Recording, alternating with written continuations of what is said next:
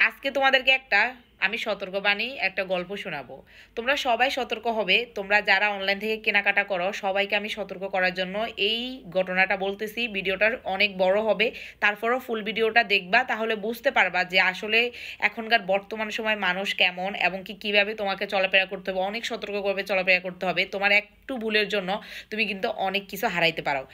একজন আপু আমার কাছ থেকে 850 টাকার একটা পার্সেল নিয়েছে। তখন ডেলিভারি ম্যানকে উনি নগদ টাকা হাতে না দিয়ে বলতেছে বিকাশে টাকা দিবে, ওনার বিকাশে টাকা আছে। তখন উনি ডেলিভারি ম্যান বলছে আমাকে বিকাশ চার্জ দিতে হবে। তো 870 টাকা উনি ডেলিভারি ম্যানকে দিতে গিয়ে 8070 টাকা ভুলবশত ডেলিভারি ম্যানকে বিকাশ করে দেয়। তো উনি কিন্তু এটা চেক করেনি, ডেলিভারি ম্যান বলছে হ্যাঁ টাকা আসছে, উনি পার্সেল নিয়ে নিছে।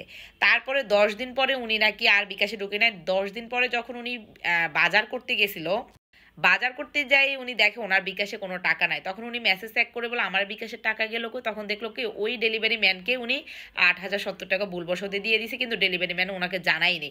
আসলে আমি এখানে একটা কথা বলি, এখন বলবেন যে আপনাদের ডেলিভারি ম্যান খারাপ।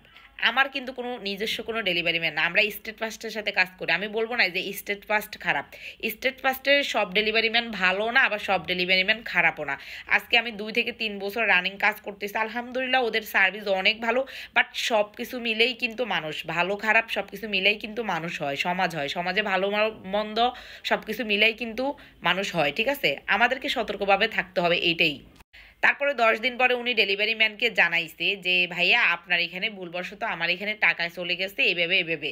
তখন ডেলিভারি ম্যান ওনাকে সাথে সাথে ব্লক করে দিছে, এটা ডেলিভারি ম্যান কথা বলে নাই।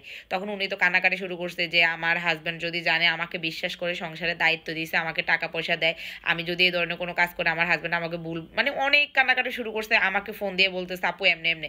এখন 10 দিন পরে তখন আমি আপুকে এই একটা কথাই বলছি, আপু আপনি কান্নাকাটি করবেন না, আমি আমার সাধ্য অনুযায়ী চেষ্টা করবো আপনার টাকাটা ফিরিয়ে আনার জন্য। আমি যতটুকু পারবো আমি চেষ্টা করবো যাতে আপনার টাকাটা আপনি। তখন আমি কাস্টমার কেয়ারে কল দিয়েছি, স্টেট ফার্স্টের যে কাস্টমার কেয়ার, ওইখানে কল দেওয়ার পরে আমি এই ফুল ডিটেলস খুলে বলি। তখন ওনারা বলতেছে ঠিক আছে, মেসেজ তো অবশ্যই আসে। তখন আমি আমার নিজে থেকে একটু চালাকি করে বলছি যে আপনার ডেলিভারি ম্যান যদি স্বীকার না করে তাহলে কিন্তু আমার কাস্টমার বলছে যে ডেলিভারি ম্যানের বিরুদ্ধে উনি আইনি ব্যবস্থা নিবে। কারণ এই সিমটা অবশ্যই আইডি কার্ড দিয়ে উঠানো হয়েছে, উনি যদি স্বীকার না করে, এটা তো প্রমাণ আছে, মেসেজ আছে। তো ডেলিভারি ম্যানকে বলেন স্বীকার করে, যাতে স্বীকার করে যে ওর কাছে যে টাকাটা গেছে। আমিও কিন্তু ডেলিভারি ম্যান কল দিয়েছি, আমার ফোন রিসিভ করে নাই। তখন হাফ ম্যানেজারকে বলার পরে হাফ ম্যানেজার ডেলিভারি ম্যানের সাথে কথা বলছে, এবং আমি যে কথাগুলো বলছে যে আইনি ব্যবস্থা নিবে, মানে আমি আবার নিজে থেকে এগুলো বলছিলাম। তো ডেলিভারি ম্যান স্বীকার করছে। তখন কাস্টমার কেয়ার থেকে বলা হয়েছে আপনি এই টাকাটা কাস্টমারের বাড়িতে গিয়ে দিয়ে আসবেন, পরে কাস্টমারকে দিয়ে আসতে। তো আমি একটা কথাই বলবো, আপুটা মানে এত হ্যাপি হয়েছে, আমাকে অনেক অনেক দোয়া করছে।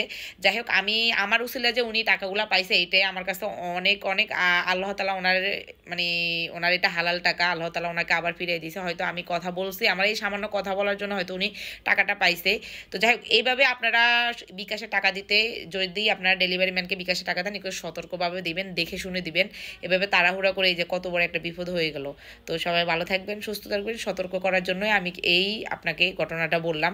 আসলে অনেক দিন হয়ে গেল ঘটনাটা, কিন্তু আমার বলা হয়নি, বলবো বলবো ভাবতেছি, কিন্তু আমার সময়ের জন্য বলতে পারি নাই।